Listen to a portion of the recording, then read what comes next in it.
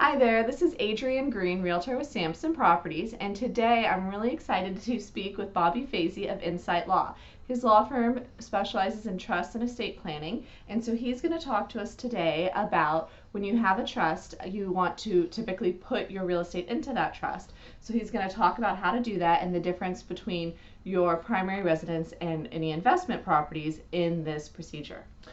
Thank you, Adrienne. So a big pitfall when I find when people create trusts is they'll create a revocable trust, and a revocable trust is basically a will substitute. If it's done right, then court process could be avoided after death. And when you have a primary residence, when you create the revocable trust, I find people don't actually do the follow-up work, and that's actually putting your property in the trust.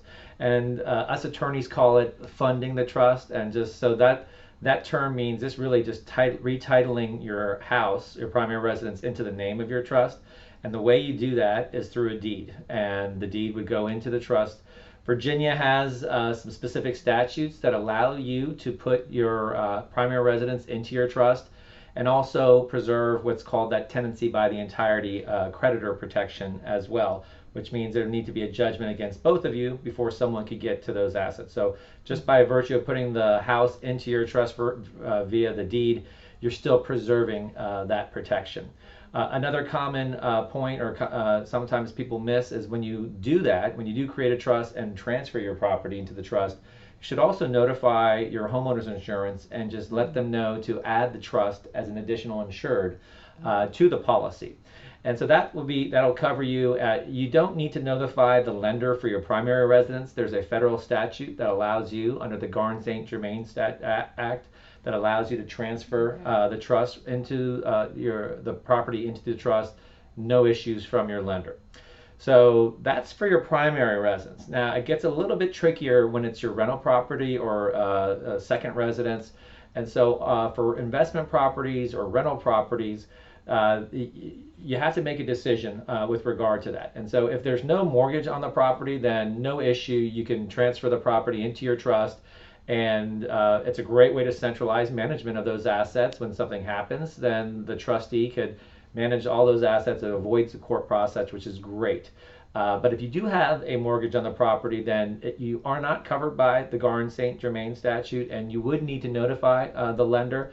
And typically we'll send the lender what's called a due on sale waiver clause, which means that the lenders put those clauses into the contracts to protect themselves, and it makes sense, is that, hey, if you transfer the property to anybody else, you got to notify us, or we can just call the note due. But when you think about this transaction, you're not really transferring your property to anybody else. You're just transferring it to your trust.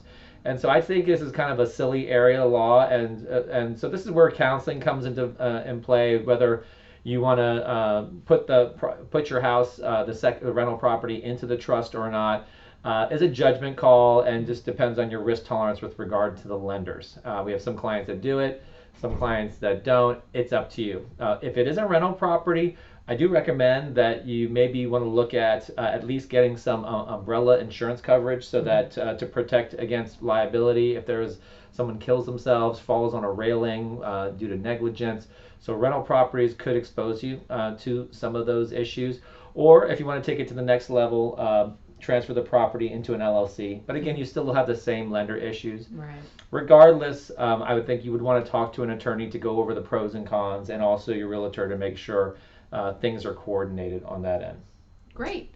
That's perfect. Thank you so much. And that's exactly what people need to know when they're setting up trusts or buying property. Once they have a trust, we want to make sure that everything is properly titled so that everything is protected, and then we don't have to deal with court after somebody passes away. So thank you very much, Bobby, for all of those details. If you guys have more questions, I'm going to put all of Bobby's contact information in the comments under the video. So feel free to reach out, and he can help you. Thank you very much.